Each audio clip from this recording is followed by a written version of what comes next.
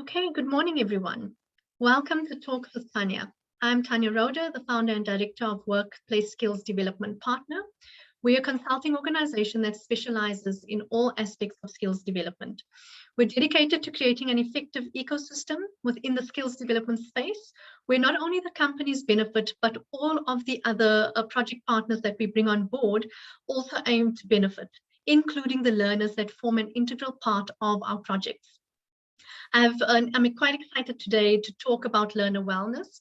It's a topic that's very close to my heart. We'll be unpacking exactly what learner wellness is, as well as why it's important to ensure that corporate SA invests fully in our future workforce. I have very special partners that are joining me today. As you can see, we have Shelleny Govender-Dhooma, Talent and Development Manager from Reckitt.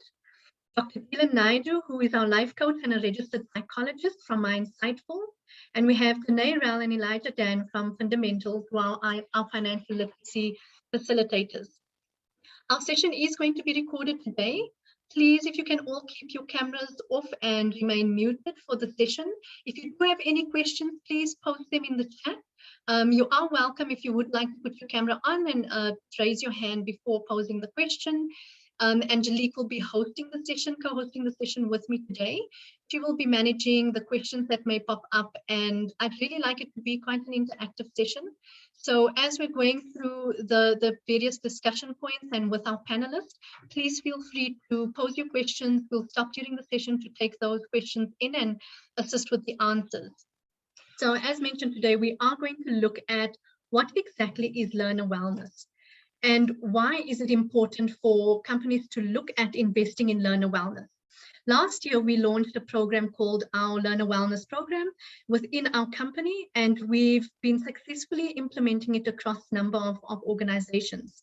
Our learner wellness elements include assessments, work readiness, career pathway development, personal development, mindfulness, financial literacy, and image consulting. Now, each of these programs are specifically customized for every project that we embark on. Every project that we implement is very unique, and it requires customization. So for example, for learnership programs, we have to ensure that we include work readiness, image consulting, and financial literacy. We don't always need to include assessments simply because the training providers normally would identify the learners, or the companies would identify those learners, and it is seen more as a lower level program that is being brought into the organization. With graduate programs, we do look at running assessments. There's a vast amount of assessments that we actually look at, and we look at how we will integrate and match that particular graduate to a specific division within the organization. Our work readiness program is vital. A lot of our learners who come into these programs generally don't have an understanding of the workplace. They don't know what is expected of them when they come into the work environment. They often don't know how to adhere to company policies. I've actually found that a number of learners coming into these programs actually are not taken through company policies. And it's very important we as corporate SA engage with the learners and get them to understand why the policies are important, because that's what governs them. And if they step out of line, how do they know that they're actually stepping out of line? Our career pathway development sessions really focuses on bringing the manager as well as the learner together and sitting down and developing a plan for their career pathway development. And once we have both parties on board and they understand what is the end goal, it becomes much more easier to design a program and have commitment from both parties. It's also a really ideal situation to have the supervisor gain an understanding of what role do they play in developing these learners throughout the time that this learner is with them. We then also have the personal development, which includes a range of sessions.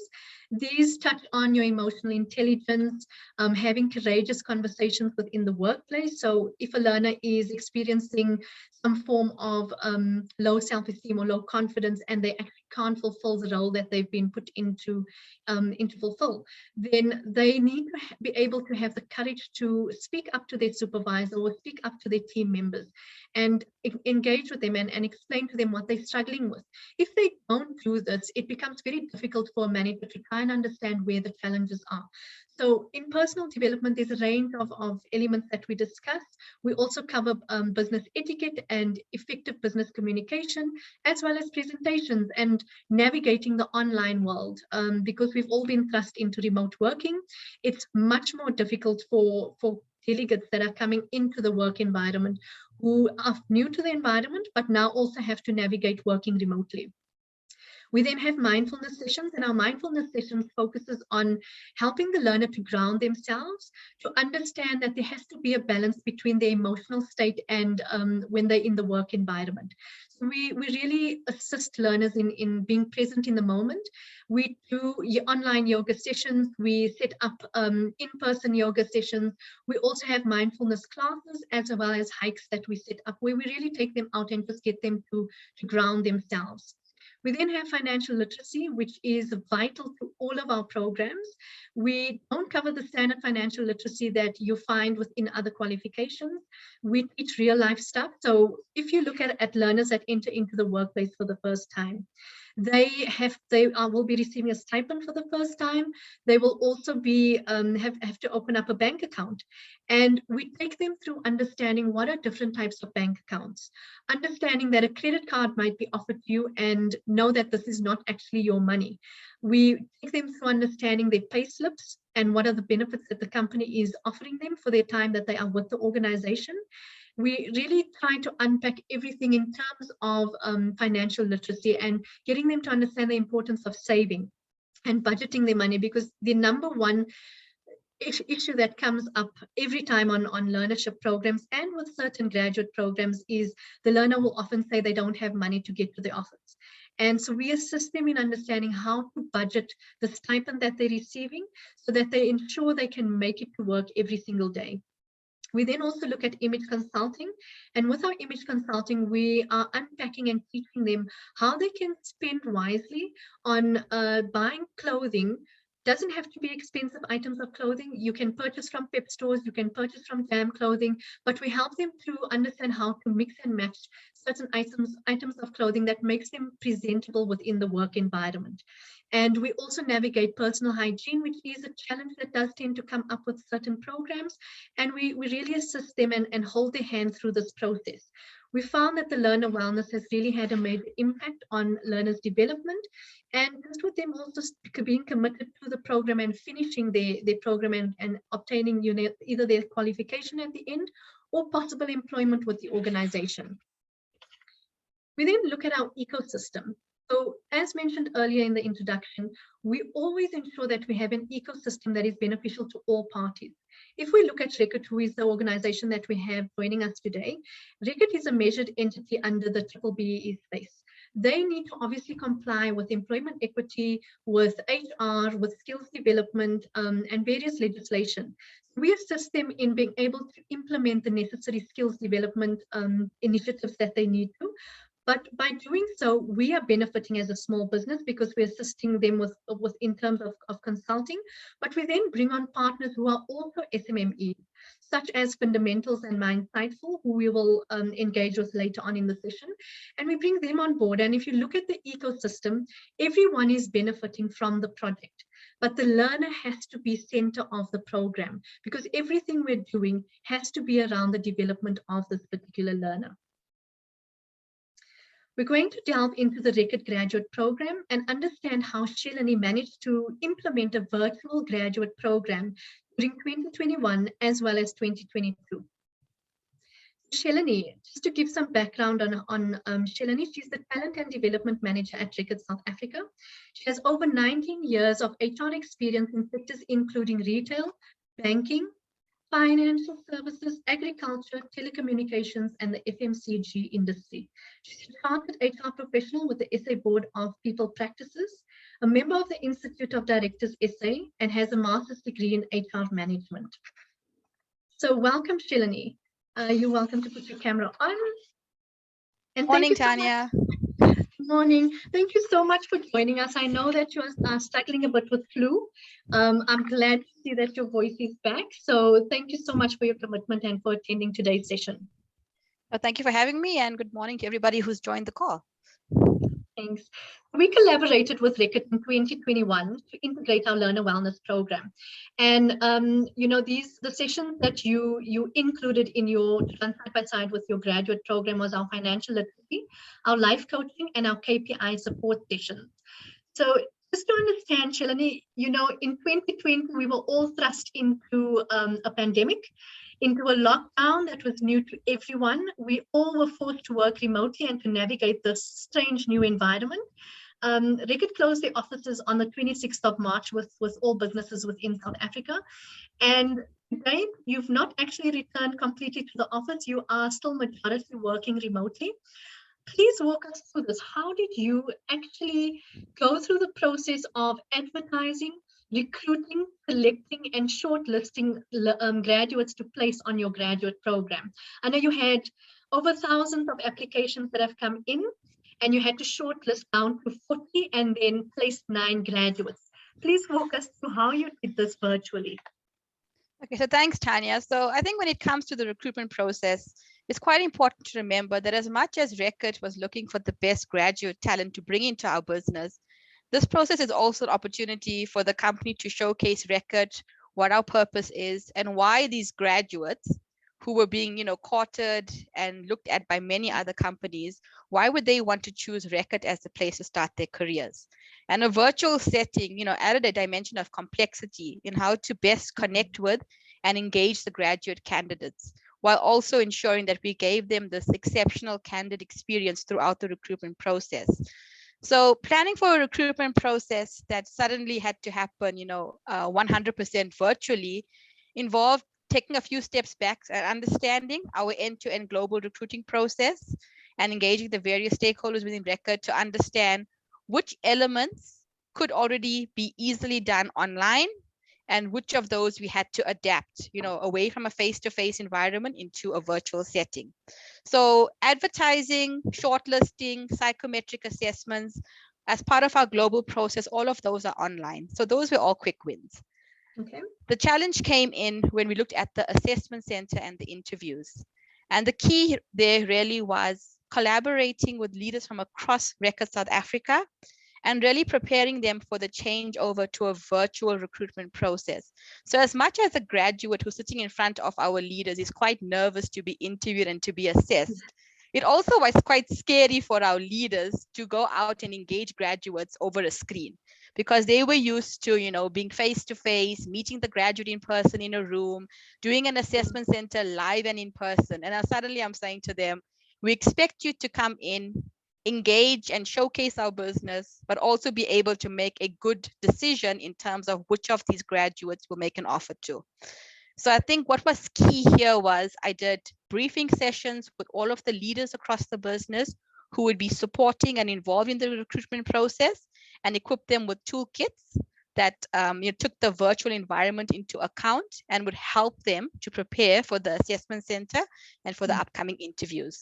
So we hosted the assessment center, as you said, with the 40 shortlisted graduates, and we used Microsoft Teams, which is the platform that Reckitt uses quite widely for all meetings and communications virtually.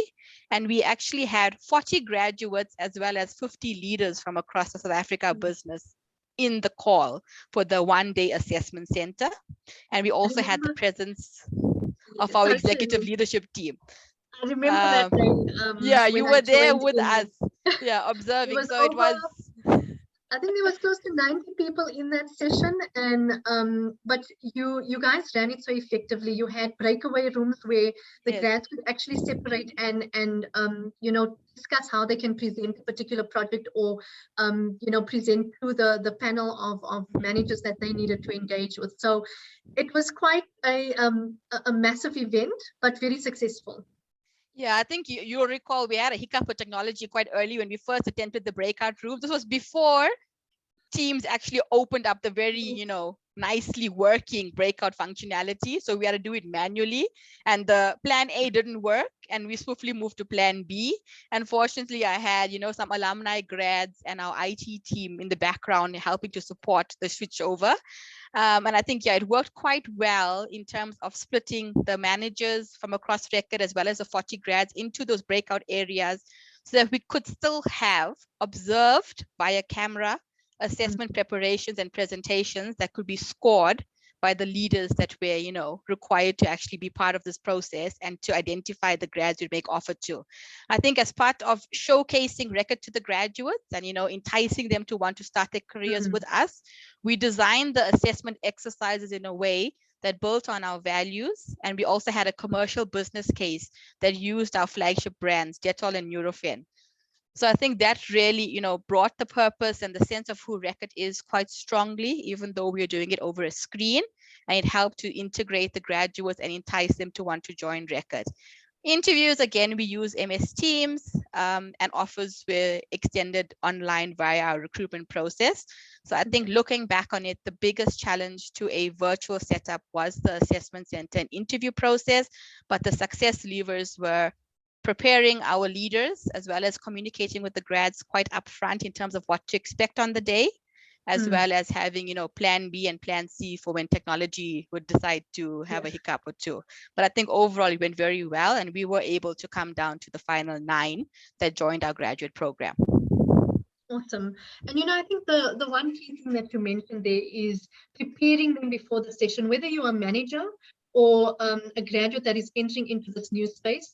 Communication is always key, and just getting them to understand what are you embarking on and what is expected of you. I think we often fall short of that when we bring new learners into the work environment, is that we only focus on their qualification and maybe what they're expected to do in the company, but there's so much more that goes together with that. And we have to hold their hands throughout the process. I think the support for graduates coming into organizations are vital for their development and for the success of the program. And I must say, Reckitt has done that really well. I engage with your grads and your managers on a monthly basis, and the support that comes from the managers is phenomenal, and more so because it's all still being done remotely.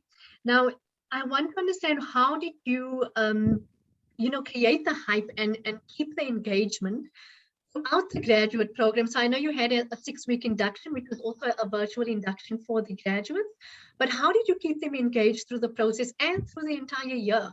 A lot of them have moved into their second year. Well, actually, all of them have moved into their second year now, and new graduates brought on during 2022. But how do you keep them engaged throughout this time working remotely?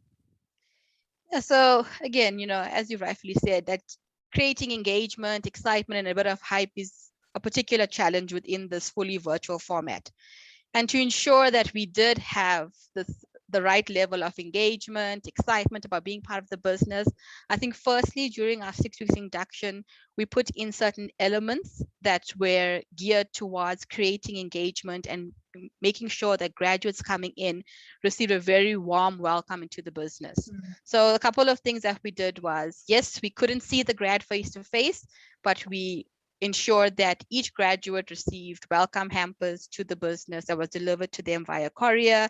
It had a personalized note from our leadership team welcoming them to the business, and it had some items that would help them, settle into the virtual world of work. So we had like Bluetooth headsets, etc., that were sent out to them to help them get into the, the virtual way of working a bit easier in the early days. Also, I think where we engaged grads was when we had our teams coming throughout the induction process. It wasn't just, someone talking to you and the graduate passively sitting and listening throughout the 6 weeks, because that would be really, difficult and quite tedious, and you can really drain the energy by doing that.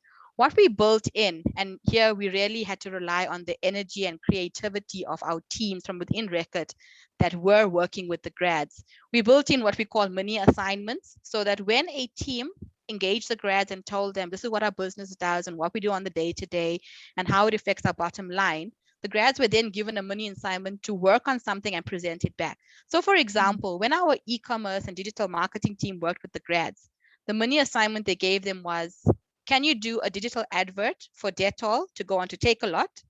And our in-house graphic designer and e-commerce specialist would actually help the grads put together the advert, let them present it back, and then tell them, whether it met the brief in terms of how it's done normally in Reckitt and what the important parts were to ensure that we were, advertising our products online through Takealot in the right way. And I think it not only tested the learning, but made it a bit more fun as well. Instead of just being told this is how we do it, you're actually getting immersed as a grad quite early on during induction, working as a team and doing these things. So I think that's one of the good examples of the mini assignments to create a bit more, immersive sort of induction and ensuring that people or the grads are actually doing something that's quite engaging.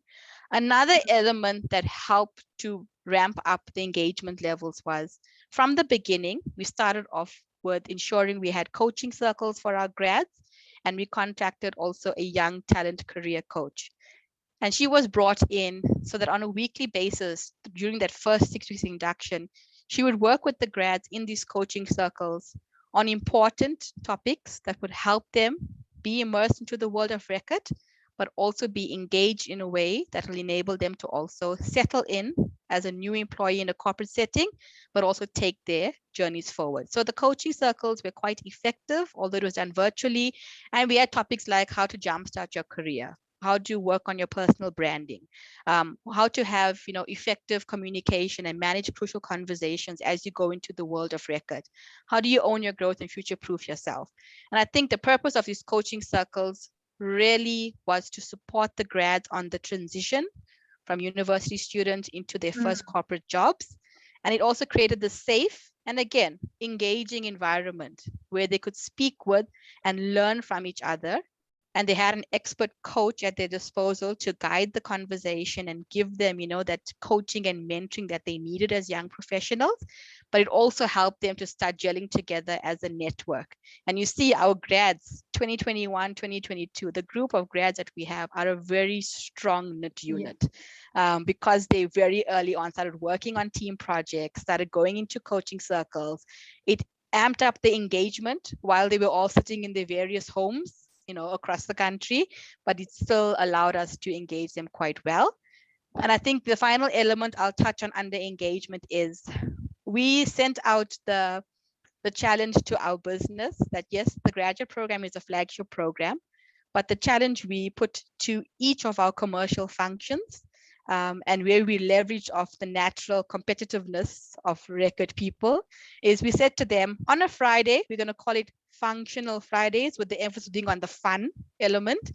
Each of the commercial functions would have to spend the day with the grads, again, virtually, and onboard them to what their function does. But the trick was to do it in a very engaging and fun way. And to amp up that natural competition and to make it more interesting for the guys internally that we're meeting with the grads, we said to the grads, it's your chance to now rate all of them and score them each week. And whichever function gets the highest score wins a prize. And they actually, won like a sponsored lunch, etc. So, that was a way to make it a bit more fun, make sure the teams are bringing their best, most engaging selves to the sessions. And I think it worked really well. And I can promise you the scoring was so high that we had less than a 0.1 difference between the first and second highest scoring team. So I think it worked really well to give everybody. So those are some of the things that we did to engage the graduates throughout this virtual experience that they've had with us.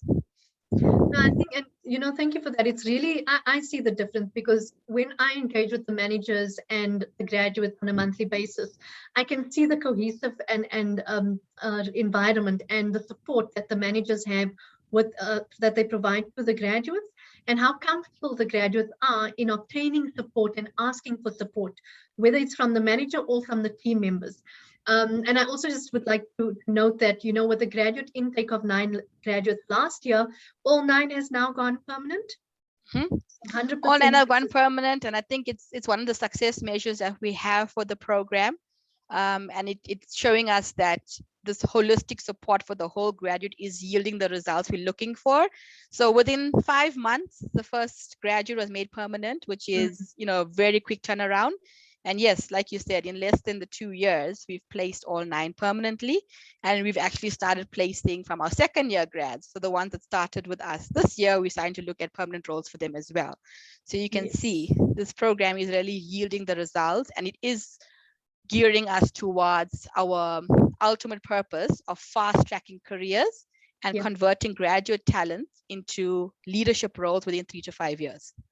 Yes, and I think what I also really enjoyed seeing this year with the new first year intake is that there's some graduates that were on the program last year that went permanent who are now supporting the new graduates in this year. So it really is, it's awesome to see that that whole cycle just going through, and they're paying it forward again to the new graduates that are coming in. So last question is, when we look at our learner wellness program, what influenced your decision to choose financial literacy, our life coaching sessions, and our logbook KPI sessions? So I'm really a firm believer in growing the whole graduate. And being a graduate on the program with Reckitt and building a career is just one dimension of what makes up the whole person. Each graduate is a sibling, a son or a daughter, maybe a partner in a relationship. There's so many different dimensions that makes up the whole person.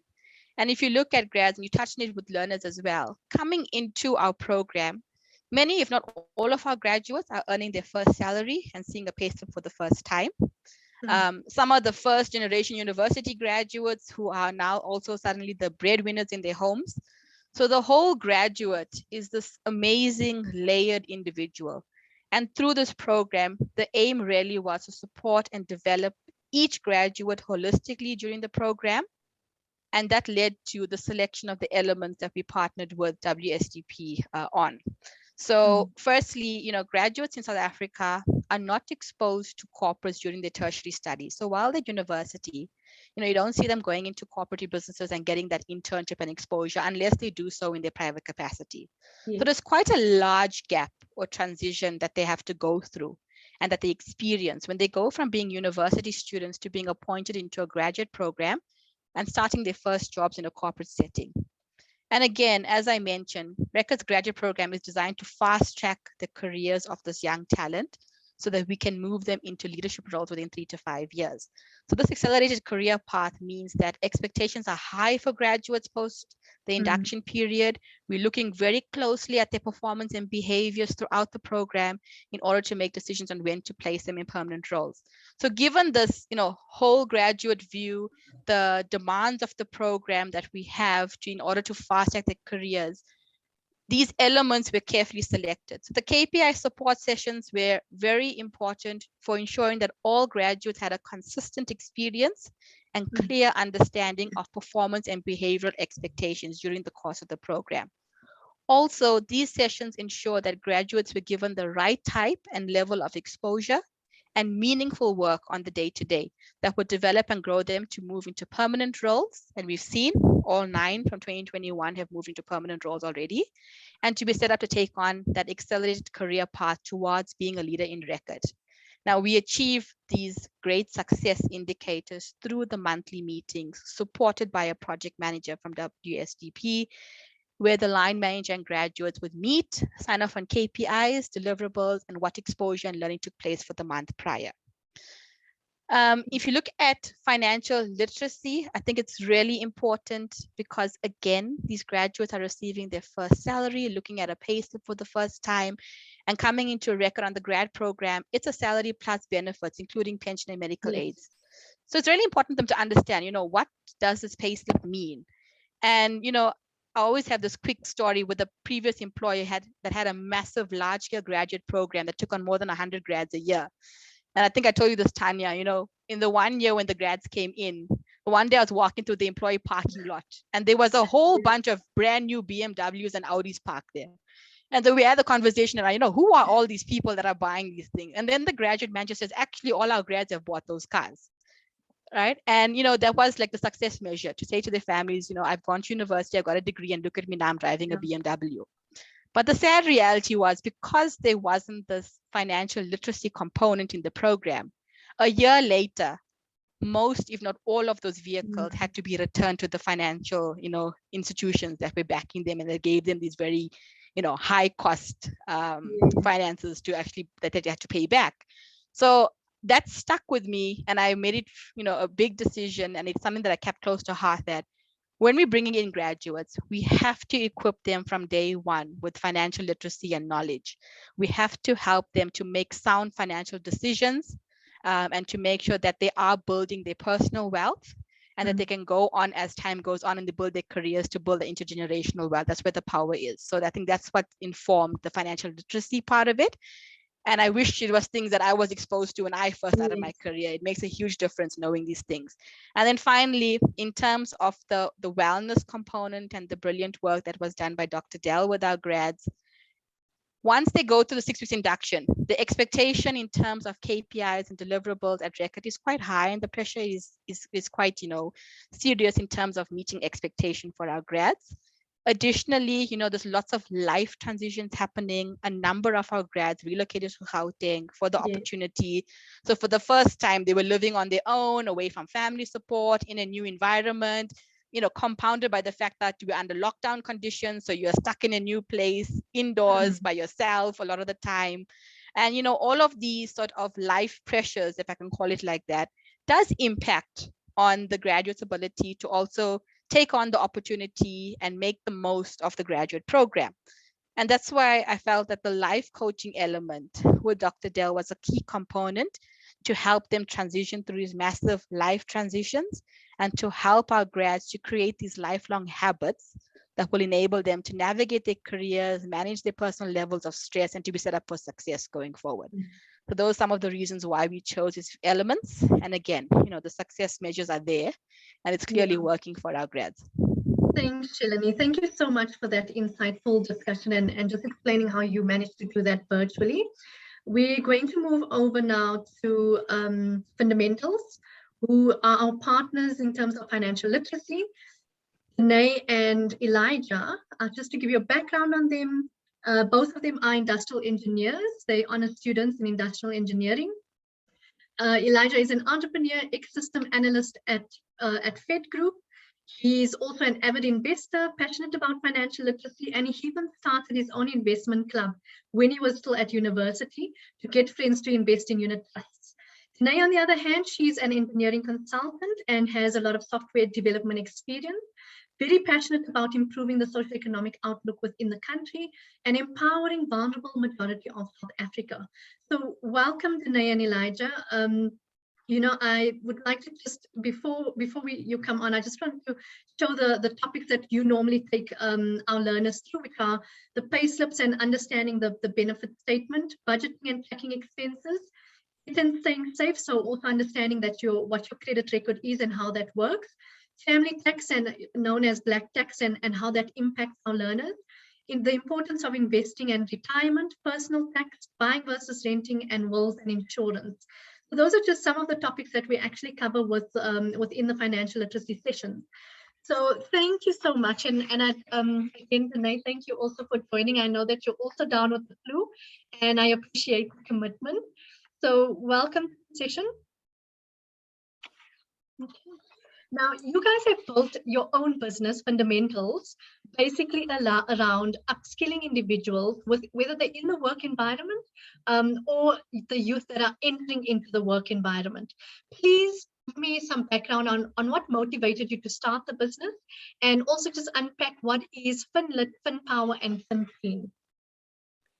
Thanks, Tania, and thanks for having us. So I think it really came from a place of seeing a need in our families and the people around us, our colleagues, and also coming from backgrounds where maybe our parents weren't taught really well how to manage their finances, and thus really keeping them back in life, and that also having an effect on us. So, early on in my life, I promised myself I will be financially independent, not depend on anyone, not look to anyone, and that helped me to start learning for myself how to manage finances. And it's been so liberating.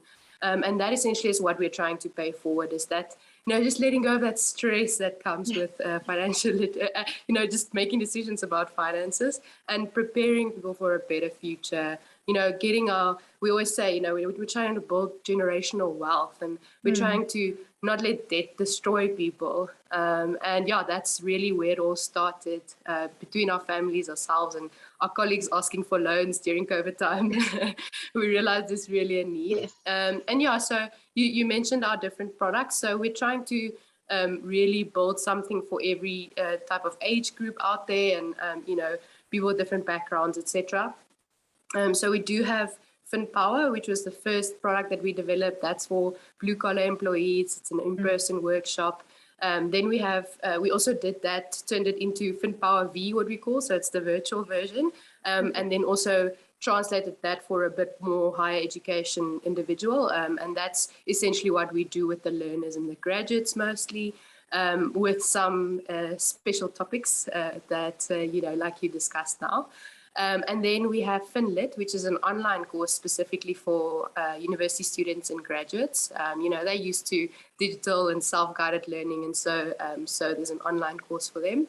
And then Finteen is a recent product that we developed, really focusing on the high school learner. So we're busy impacting there as well. It's a different type of learning, and but like Shelleny said, the earlier you learn the stuff, the better. Yeah. And that's really the goal behind Finteen, is introducing financial literacy really early on in someone's life. Thanks. Thank you so much. And when we're looking at general financial management, what do you guys do differently to upskill not only the learners but employers within South Africa? What's different about the way you guys deliver your content? Yeah, no, thanks a lot, Tania, for having us, and thanks for the question. Yes, essentially what we go about is really a hands-on approach, and a custom hands-on approach. So specifically looking at the individual or the cohort and what actually they need from a financial literacy perspective. Financial management and financial literacy out there is very theoretical, or we all know we should, but what's missing is that take my hand, put it into practice kind of situation. And that's what we're really passionate about, because financial management is not knowing, but it's actually doing. So how do we get people to start doing? And that's giving them the tools they require, showing them how doing this impacts your life in the coming years. And that's really what differentiates us from those out there. Yeah. And, just to touch on that, last week, we had a financial literacy session that we're running for one of our clients.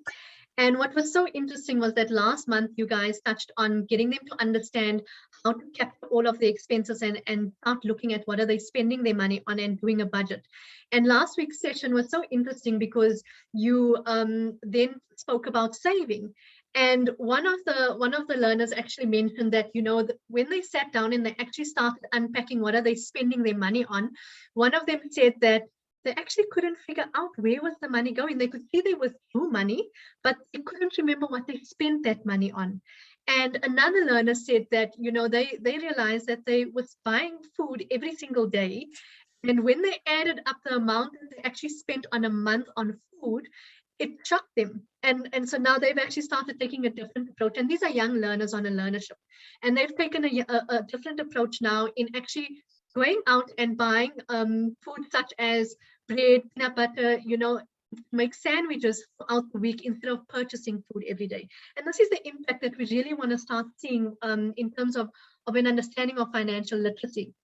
When we're looking at the different elements, and I previously unpacked the different content that you cover with our learners, why do you, when you're looking at all of this content, what stands out for you the most? Like when you're engaging with the learners, the type of feedback that comes through, or,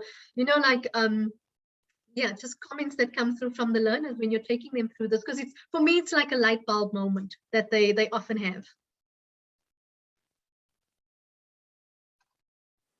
Yeah, I wanted to let Elijah answer that one, but I think you kind of stole our story there. We wanted to tell that that one also. And I think that's probably the most astonished I've seen people is, shucks, my expenses are more than my income. And they just never realize that. And they don't realize, why am I still in debt? And yet, every month what's going out is more than what's coming in. And I think that's kind of the biggest revelations that we find. We've also received some feedback around, I always thought saving and investing is just, you must take some money and you must put it there. But what we teach is you must save and invest with a goal in mind towards something. And that actually makes a lot more sense to people than just what's hammered into us that, can't use all your money, you must save, but never realizing where or what to save for. And then investing is always a very popular topic, but we do believe you first need to understand, where your money comes from, how to plan for it, how to save some of it before you can think about something like investing, because that's quite an advanced topic. We do a basic introduction on that. But yeah, we always get so many questions, and everybody wants to know more about investing because everybody wants to, you know, make their money grow. But yeah, I think those are the best kind of light bulb moments that happen in all of the sessions. Yeah, and I think, you know, what's really important through the sessions that you guys have been bringing forward to all of our learners is that, you know, the one challenge that often comes up on learnership programs is the learner calls in and says that they can't actually make it to the office today because they don't have money to get to the office. And when we unpack things and really dig down with these learners, we often find that, you know, they're battling with family tax, which is commonly known as black tax in South Africa. And they have family members who see them as breadwinners, or they are actually working in Johannesburg and the family is in a different township, probably in a different province, and they're having to send a portion of their salary home.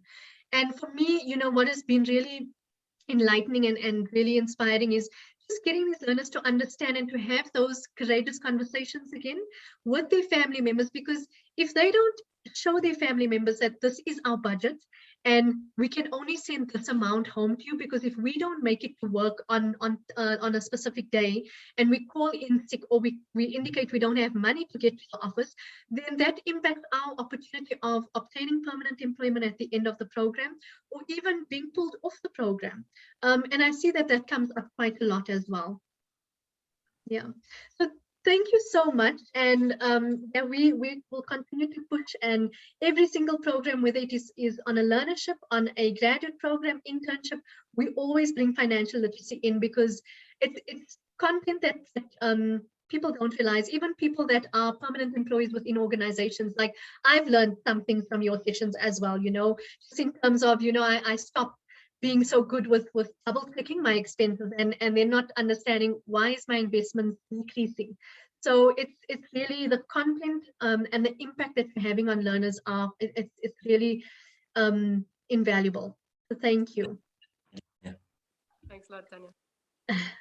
Okay, so next up we have Mindsightful, which is Dr. Delan Naidoo.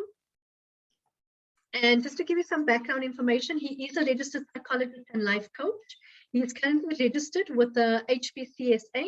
He's completed his doctoral training in counseling psychology at the University of London. He's worked in various European countries in the corporate sector, National Health Service, NGOs, higher education, telecoms, risk, and finance. So Dr. Naidoo comes with a wealth of experience from the corporate environment. He also has his own practice, which is called Mindsightful. So Djan, thank you and welcome. Thanks, Tania. Good morning, and good morning to everyone who's tuned in as well. So Djan, you're our life coach, and we utilize Djan not only within our learner program, but we also actually utilize him with the corporate SA, where we have some employees who are struggling with some personal issues that are starting to impact on their work performance. And Djan then steps in and assists with you know, just giving them the tools and the tips they need to become more effective within the work environment. Now, with the pandemic that has happened, how is the mindsets of individuals changed within the work environment, especially with having to deal with, you know, like loss due to COVID, with having to work and adjust to working remotely, having kids at home, you know, and you're trying to adapt to working in a remote environment.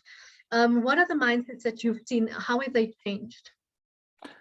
I think you know, in your question, you've already highlighted some of the obvious ones. You know, a change in anyone's work kind of environment or work processes is going to impact on some kind of stress. So when we adjust to a new way of being with something, it causes a level of stress. So that's obviously the first thing. But secondly, I mean, early on in the pandemic, many people, you know, didn't have, you know, internet capabilities. And so there were these financial stresses that were also implicated. You know, how do we ensure that our laptops or our cell phones are charged up? You know, what about orientating to a new software program? So it's that adjustment as well. And then taking it on a larger scale, people falling ill, the effects of COVID, long-term COVID, losing people to, you know, bereavements, grief, that people have experienced, added another extra layer of stress. And these are things that employers and trainers and organizations have had to respond to, and respond to very quickly. So even organizations and mindsets of organizations had to change. Expectations of bosses, expectations of managers, expectations of leaders, and what their workforce would be doing had also had to, shift a little bit, because when you're having to be at home with load shedding, or when you had to be at home with an internet capability issue, or when you had to be at home and also homeschool children, it's not so easy to stay focused on a specific conference call. So I think there's overall stresses, but bringing it closer to home for our graduates on this program with Reckitt, Shelleny's already mentioned many of the graduates had to relocate to a new province. Some of them had to leave home after living at home for their entire lives, for 20 odd years, and that was a big thing. The shift to being in student mode, going to professional mode, the expectations of showing up on time, dressing, as you mentioned, in the impression management, image management stuff. These are all kinds of normal adjustments that someone would need to make. But when you're making it without the benefit of a colleague who could whisper to you from the next office, by the way, this meeting is important, don't show up late, or make sure that your phone is on silent, or things like that. These were all things that I had more senior experience help me out with when I first started work, which a lot of our graduates missed out on. And that's kind of the effect of COVID and this change that we had to make. Thank you. And so in my monthly sessions with the grads, especially last week, I ran all the KPI sessions with them. And I must say, the work that you're doing with them has such a profound impact, because a number of them, as you mentioned, had relocated. And quite a few of them said to me that if they didn't have these sessions with you, even though it's a virtual session, they prefer to have the virtual session with you, because they don't have anyone else around them. They are fresh newbies out of the household, out of the nest, and they're having to now not only navigate online, but also to navigate being alone. And Yes. some of them, we're human, so we tend to bottle things up. They don't maybe feel comfortable speaking to their family members because they might not understand. But you bring that knowledge and experience from the work environment, and have been giving them a lot of tools to help them deal with the work environment. One that also stood out for me, presenting is never easy, and there's a number of grads that have to actually present to their team. And there was even one division that had to present a conference they held 2 weeks ago, where the entire Reckitt company was there, and they mentioned that Gal gave us some breathing techniques and some ideas of what to do, how to manage that. So it's really been having a major impact on them. In your opinion, what can companies do different to support our future workforce that are entering into the workplace? I think the example that Reckitt has set is already a good start. It's a good foundation upon which to build. And if I had to just take elements out of what Shelleny has said, when we think about translating something from one way of being to another way of being, sometimes we just think about what was the old way of being, what can we just transfer over, what are the gaps, and let's just make it happen that way.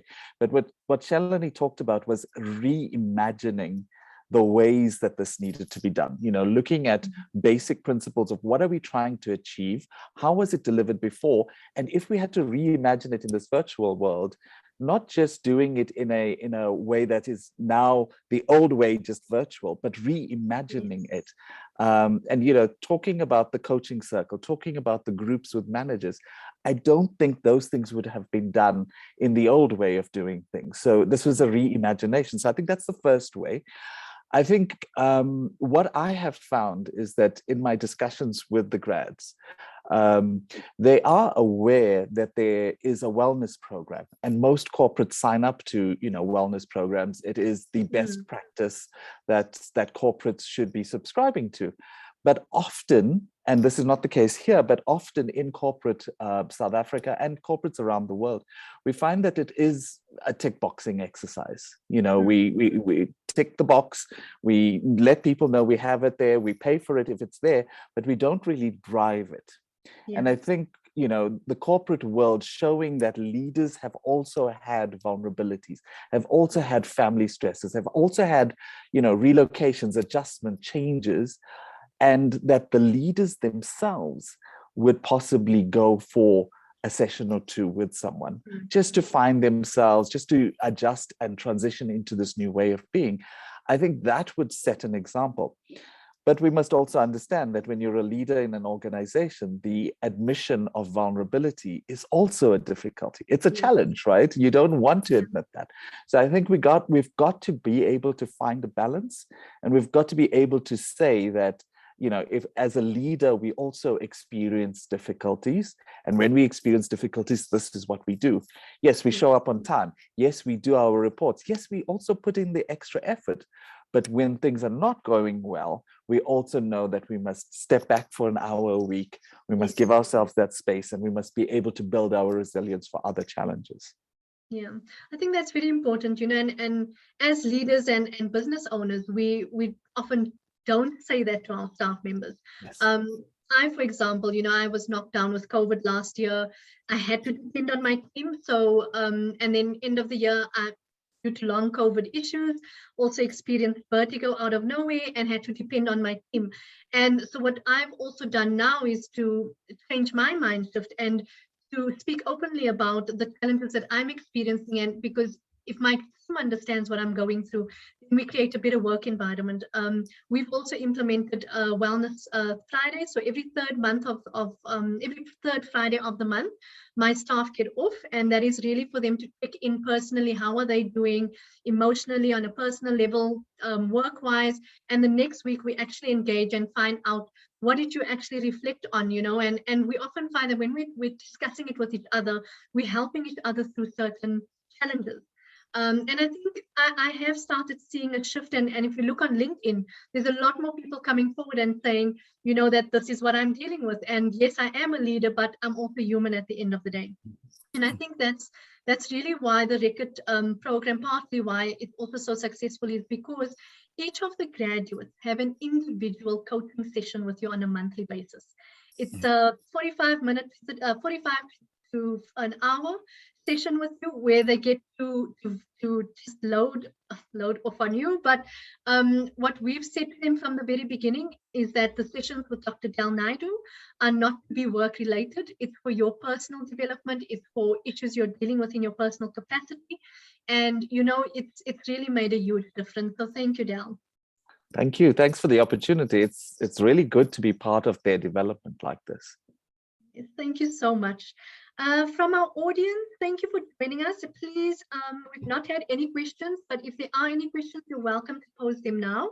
If we'll just give a few minutes before we end off at 12. I know that there's a number of us that are going to experience load shedding now at 12. But if there are no further questions, thank you so much for joining us. We will just leave it up for a few minutes to see if there are any questions. And you're welcome to contact me directly. You can contact me through LinkedIn.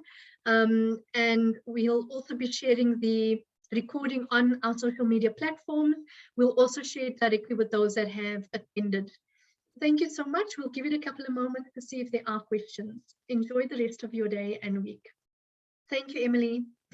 Elaine, learner employee wellness awareness and activities are so powerful for healthy culture shift. Thanks for a great session. Thanks, Elaine. Thank you so much, Rhode. Nice to see you here. Okay, we'll be closing off. Thank you so much, and look out for the recording on our social media platforms. Please feel free to reach out to us if you have any further questions or want to discuss anything. And thank you so much to our panelists for joining us. And yes, we look forward to working together and to building our future workforce. Thank you.